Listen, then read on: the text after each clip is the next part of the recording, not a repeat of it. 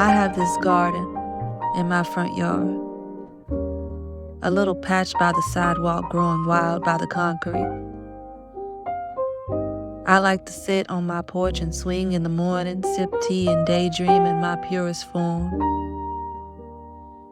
Hair spiraling from my crown, body half naked, t-shirt worn loose, feet grounding, eyes witnessing, lungs breathing, heart pounding, face smiling, life moving all around me. I am the flower, nurturing myself.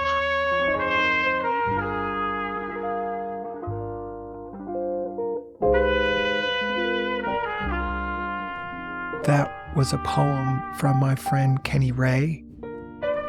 This episode gets in some deep topics of race and politics and the land, and I thought this poem was just such a sweet reminder to stay connected to the earth.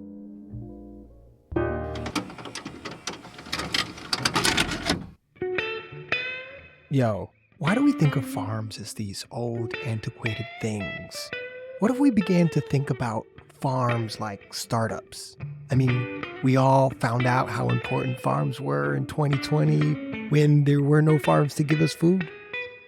We talk about this and more with Dr. Womack and Tonya Lewis and the farmers, the lives of the farmers from the Black Belt region of the South. This is a very different episode for the Museum of Presence, jam-packed with information. I just wanted to give you that warning. But if you're still listening... Yo, this is too much. Slow down. Peace, God, peace. From Music City, Nashville to the world. This is not a podcast. This is not a conversation about art. This is an attempt to wake you up. And now that I've got your attention, don't listen to the words. Listen to the silence between the words. You are now entering the Museum of Presence. So, I want to pose this to both of you all. I would love to discuss the historical context of land ownership, especially amongst Black and brown communities in the southern United States. The southern region of the country was an agrarian tradition, an agrarian-based society.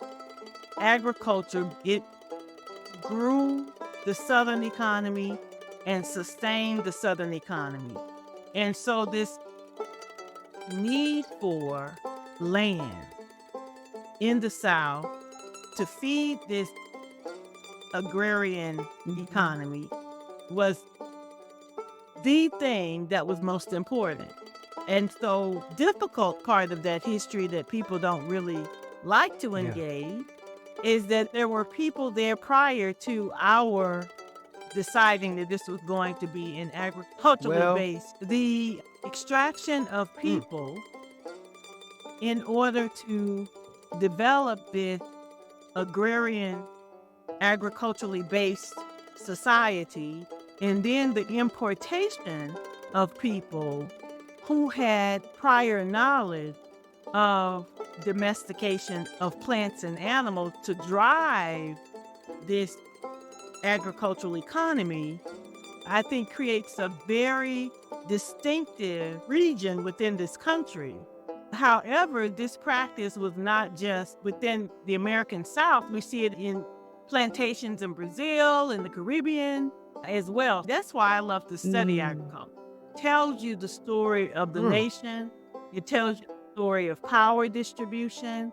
It tells you the story of culture in various cultures and how they view land and land ownership, or even they think that land ownership is possible, because there were indigenous people that this whole concept of you owning land or owning parts of nature, right? You have even within the people of African descent that came to this country, as well as indigenous people that were here, many of those peoples were communal people, right? So there was collective working of land, or there were ideas that land, the whole concept of you as a human being owning land, not every people subscribed to that. when we think about agrarian tradition within the U.S., the idea of what people think they are entitled to as it relates to land helps to define what their political system is going to be, right? And how their economic system is going to be connected to the land. So if you are within a culture or society that believes in collective ownership, then when you're looking at land as a vehicle for collective advancement. So we all will work this. We all own this. Whatever comes out of the land, that's the community tomato. That's the community's tree. That's everybody's water. So we're going to all work together and we're going to move forward and advance But together. now, we've got a very different picture. Yeah, so there was other ideas about this land, but the colony decided that this land would be individual property. So land became the factor that allowed you access into the political system, access into the power structures of the United States. If you did not have individual land ownership, you couldn't participate politically. Land started to provide the identification of citizenship for this new society that was created in the United States. As a new farmer in this space and learning about the history of land in this country and about the people who are shaping agriculture today, it makes me realize that a lot of the practices that are being adopted and propagated as being for white people or white people do this work, a lot of that, they don't understand the historical context of composting or biodiversity, which are some of the techniques that are used in modern day farming and are not credited to the Black and brown people who historically were the ones that brought these practices to life. Tuskegee Institute and George Washington Carver there, you can grow so much on a little piece of land. And a lot of Black and brown families do inherit land, but there's no protective measures in place that offer succession after generations are passed on. So farmland that have been in families for multiple generations, it could be that there isn't anyone to take up that land has been deeded to. And so if land sits for too long or property taxes are not paid on that land, then it becomes property of the government. Or people who that do these little schemes where they come in and they will then find land that has not necessarily been, that's a deceased relative, and they come in and act as that relative's heir, and they can steal land from people right under their noses. And that happened to my family. So I think historically looking back, there's been opportunities where Black and brown people own lots of land. We were 15 million strong. Black and brown farmers were represented at the early 21st century, and now we're less than 1% of the farming population. And so there is something to be said about that. Where did these farmers go? What happened to the land that these farmers owned? And we have to believe that the injustices that have been committed against Black and brown people historically and even today is why a lot of that land has been lost. I want to ask about farmers in the Black Belt region. Can you tell us about what the Black Belt region is exactly? And also, maybe I'd love to get into what are some of the most pressing contemporary challenges that BIPOC communities are facing regarding land access and ownership. The Black Belt region is the reason the Black Farmers Network was created. The Black Belt region is a region that extends from eastern Texas to the eastern shore of Virginia. It's the old agricultural belt, the old agricultural economy. It's a swath of land, a geographic area that housed some of the richest land, and Black bodies were brought to work that land. So you'll find some of the highest concentrations of African American people living in the Black Belt region. Even today, most of your African American farmers will be located in the Black Belt region. So that the Black Belt region has always been a focus of my research. I grew up in the Alabama Black Belt, and I now currently work in the Georgia Black Belt. And so when you look at that region, it's typically rural, it's underdeveloped, under-resourced. Those are the things that you typically hear about the Black Belt. But then the Black Belt birthed music, agriculture. There's so many resources that we typically overlook within the Black Belt. The African American population is very high within the Black Belt region, but if you look at the African American population in the country as a whole, for example, we're looking at 14% of the population, no more than 14%.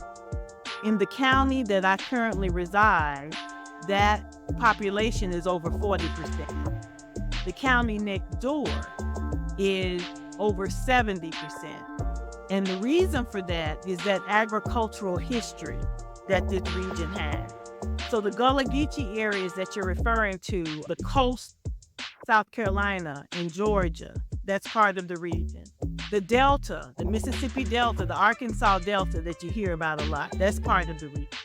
I'm just realizing I grew up in the Black Belt as well. I'm from Norfolk, Virginia. And I sounds like I'm a part of that. Some of my father's roots go back to Alabama, but many of them left for the North during the Great Migration, which I think that most of the Black people that traded farming for industrialized communities for the North. And now we're seeing those industrialized communities have been abandoned, which is, no, we all moved north, and then it ain't north no more.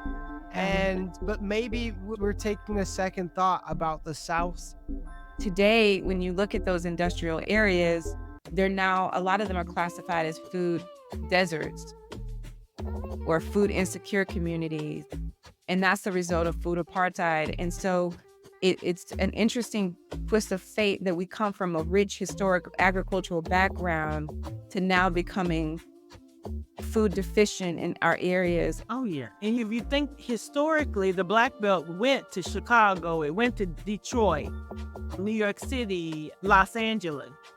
We migrated for a whole host of reasons. Economic opportunity, of course, being one, but also the terror that we were experiencing in the Deep South, the lack of opportunity here.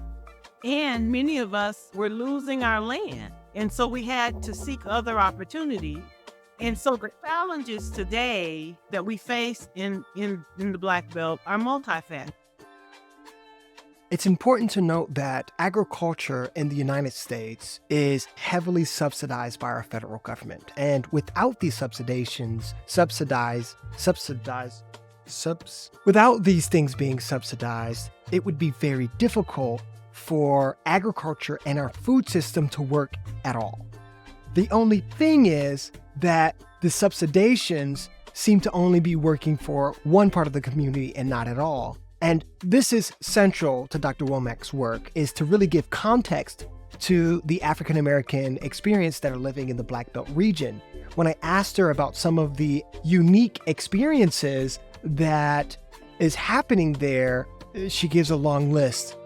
Buckle up. So heirs property is, by some accounts, the reason that we lose 60% of our property, because there's no clear deed, no clear title. It's been very difficult for you to do anything but pay the taxes on the land. So you've inherited this land as a family, but economically, you can't get a mortgage. Economically, you can't really get the benefits from USDA and other services because you don't technically own. Those are underdeveloped communities, under-resourced communities.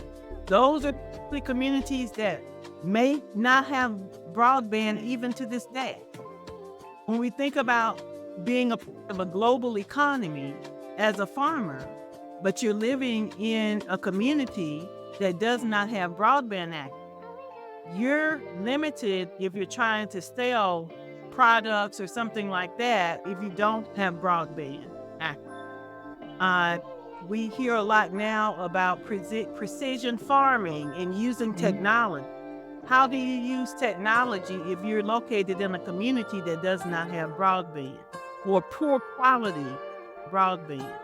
We often are in communities that may not have capital or access to capital in the way that we need in order to. Farming has a lot to do with credit. And to access credit, if you're selling vegetables, for example, you need a ready market. You can't have your cucumbers and your onions sitting around for 6 or 7 months. So we need access to market. They don't necessarily have access to institutional markets. The huge farmers are going to be working with your Walmarts, your Publix, school systems. They have the volume to be able to tap into institutional market. The Black Farmers Network was about providing content to the African American experience as farmers, but the farmer is one factor of the Black Belt whole. But I felt it was very important to disseminate the information that I was learning about in my research, because there's a lot of misconceptions about Black farmers. If you are unfamiliar with the Black Belt, some estimations are as high as 632 counties. That's if you take African Americans, around 15% of the population. You have about 600 plus counties. But think about that. We have over 3,000 counties. So there are a lot of counties in the United States where people don't really have a lot of connection with Black people. Okay? So being in a society where your population is concentrated in the Black Belt region and in some of your larger cities, so Chicago, Detroit, Philadelphia, LA, but then you got all of these other states and other counties that may have less than 2% African American population. How do people know African American people? And so their understanding of African American people, African American culture, is through that television or this phone. Right. And so if that information is inaccurate, if it doesn't provide context, then you have a lot of people with misunderstandings about the experience. And right now we have a backlash where people don't even want the history to be taught in school, right? So for African American farmers, we had people in the media giving stories about African American farmers and debt relief in a way that did not provide an opportunity for context, right? So there was a lot of discussion about 5 years ago about African American debt relief. And there was a lot of media attention about that. And so you saw African American farmers on television seeking remedy. But there was no context to that. And what was the story, what was the perception that came from that? Perception that came from that was that African American farmers were asking for their debts to be relieved when other farmers were also suffering. So why should African American farmers get debt relief without giving debt relief for all farmers?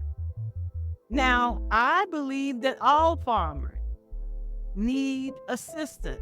Our system is built for very large-scale farmers, and so small-scale farmers of all hue are suffering. But the story was on African American farmers. And then the story did not provide context of the African American farmer experience. So there was no discussion about African American farm laborers not being a part of the Social Security system. There was no discussion about USDA and their discriminatory practices against African American farmers. There was no context to this story. All of those people who were watching those 2-minute sound bites about African American farmers, they didn't know any African American farmers, they didn't know African American history, but they may have been from farmers themselves. And so they're going to push back on policy that's singling out this group when all the groups are suffering. But there was no discussion about African American farmers being left out of so many services and programs that other farmers were able to participate. So you're saying that a few years ago, several farmers were gaining advantage to some governmental opportunities that Black farmers were historically been excluded from. We actually know that the government has been supplementing farming since America, right? But Black farmers have been historically excluded out of that since the beginning, right?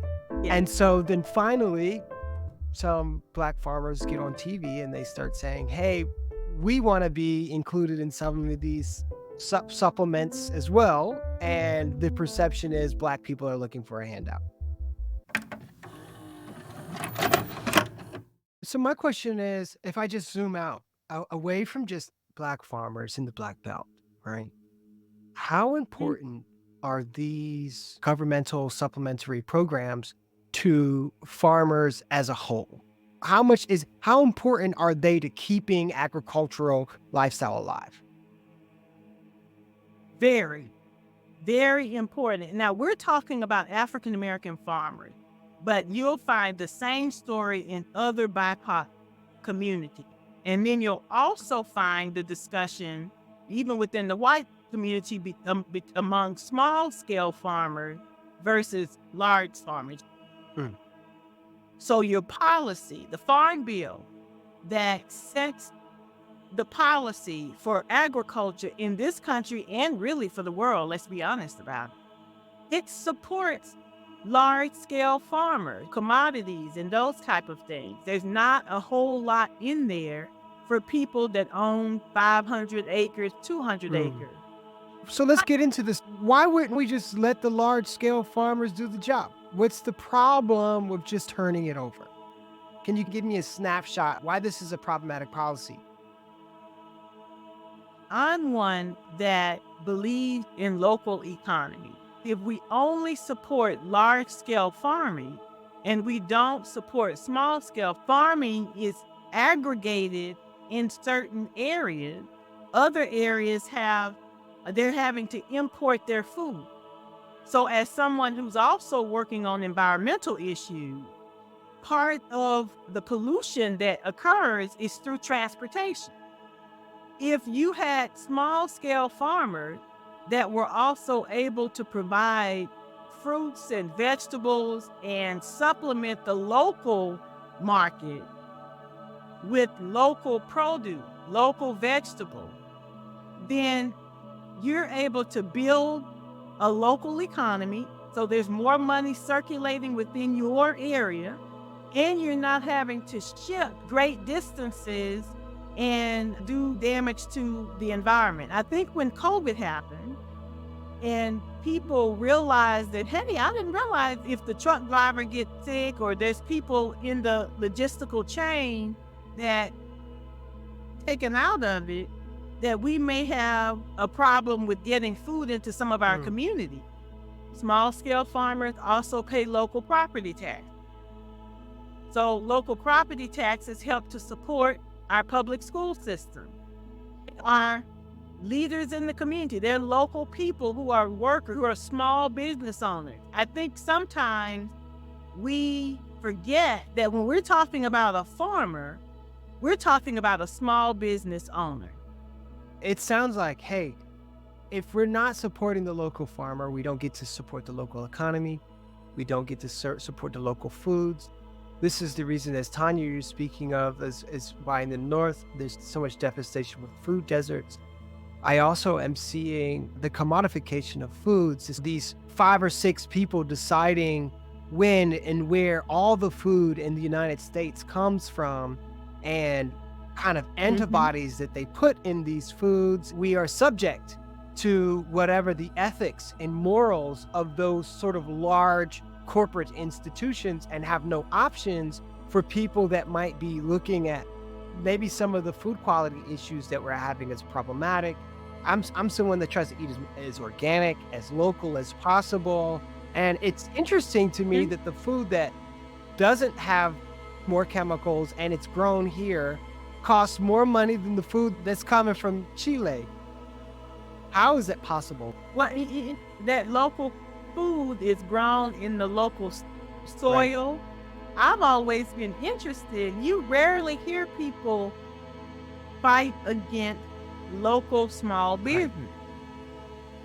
It's capitalism at its finest to have these small local farms supplying food for the people, but you've got to build that system. We don't have the system built yet. So the Black Farmers Network, part of the thing that you do is storytelling. I'll say that the work birthed itself. I initially went into this work. This work was really about looking at the Farm Bill and seeing if African American farmers were tapping the resources of the Farm Bill after that Pickford decision. But when I started to interview African American farmers and hold listening sessions, I found the age of the farmer that I was running into was troubling to me, because I also noticed that there was not a lot of technological knowledge associated with the group. There were not as many young people. And then I started to think, these people, think about it, African American farmers in the Black Belt probably are still your largest landowner. And they voiced concern about succession planning. They didn't have anybody to leave their farms to. They voiced that younger African Americans weren't really wanting to go into farming. And I thought a lot about my nieces and nephews, and none of them had any interest in going in that direction. And there were reasons for that. But I also know perception of African American farming was a big reason why young African American people had been choosing not to go into farming. But then I started to see, as I dug around, there was this emergence of Black agriculture in urban places. So you started to see in Atlanta, for example, Detroit, young African American folks interested in agriculture, interested in growing their own food, was coming into their body. They were connected to the rap industry. They were connected to restaurants. And there was all of this vibrancy. But I did not see that in the rural area. So I wanted to bring what you're doing to the Museum of Presence, so as many artists can hear, hey, this is a story that needs to be told. We need to create films and paintings and conversations around what we're doing in our agricultural world. That being said, Dr. Womack, can you give me your best pitch for why a 25-year-old coming out of college wants to go give up the city and start a farm? First, if you were to decide to farm, you would be returning to your ancestral and cultural root. This is spiritual work. It's work that is soul feeding. I haven't had an opportunity to read a lot about the significance of holding dirt or soil in your hand, but there are studies that show that holding soil helps to heal your body. So we're talking about a profession that will heal you physically, mentally, and if we do what we're supposed to do, financially. Now, let's talk about the economics for a second. Okay, because look, Oracle's moving into Nashville. Amazon is moving into Nashville. Hey, these are jobs that are paying me $100,000, $200,000 sometimes, from some people, some lucky people, $300,000. And so the world is saying, come build technology. But help me break down the economics for me a bit. Where is it written that you cannot do those things and farm? Listen, agriculture is not just you being the farmer selling product, right? If you are looking at opportunities in Black ag, we need marketers, we need accountants, we hope you folks from Oracle to come down here and build us some websites so we can sell our products online. When I say the economics of Black farming, I'm talking about all the farmer that's actually physically in there doing the work, but I'm also talking about people that can support that. We now have farmers who are creating or producing in these 18-wheeler storage facilities because of technology. Aquaponic farming. Your urban farmers are not having to do I think we need to change our perception of Black ag, because there's a lot of economic opportunity in Black agriculture, but we've got to work together collectively and make those happen. Tonya, you are one of the newest farmers in the South. You've been starting a project called Wonderful People Farms. Can you tell us about Wonderful People Farms? Where is it? And why'd you decide to get into it? So Wonderful People Micro Farms is a regenerative farm that is located in Goodlettsville, Tennessee, which is about a 25-minute drive from downtown Nashville. Going back to what Dr. Womack said about why it's important for Black and Brown people to get involved in farming, I think the return on investment is greater than we can even imagine. There's so many different industries that touch on agriculture that are often left out of the conversation when we think about agriculture. We think about it as just simply putting our hands in the dirt alone. Now, that in and of itself is of value because you are reconnecting with Mother Earth in a way that this day and age, people have moved away from that. And I think is very pertinent into our mental health, our spiritual health, and the health and well-being of our communities. So I think it's of greater value. But in why I wanted to get into this space is because when I look at the future of this country, or of this world, I should say, it rests in our hands. And we have, if we look over the course of even my lifetime, the amount of pollution and the amount of toxins that we have pumped into our water and into our soil, if we don't aggressively address these issues, there will not be a next generation. And after going to the National Black Farmers Association meeting in 2018, I went there as a wide-eyed, inquisitive young lady who was interested in the farming space and what was happening in this arena and how I could get involved. And the number one thing I noticed when I walked in that room is that there were not a lot of young people. The majority of the people in that room were over the age of 65. And I know because I asked. Why would young people get involved in farming? The information is being excluded from the classroom. People don't know what they don't know. And it's the same as asking a kid, where does your food come from? And they say, a grocery store. There's a disconnect between where food is coming from, actually, and what information is being handed to our children and to the next generation. And if we don't introduce these concepts or ideas to them very early on, then that information and that knowledge gets lost. And what are some of the things that the Wonderful People Farm is doing to share this education? The first thing we're doing is really trying to introduce people to the concepts around what farming and gardening actually are. Right. So getting back to the basics of why is it important for us to take care of our soil? What goes into our soil goes into our food. We're utilizing information from seasoned farmers, people who are already established in the industry that are experts in their field of expertise. And what that helps is for people to develop a sense of food empowerment and also autonomy over their food.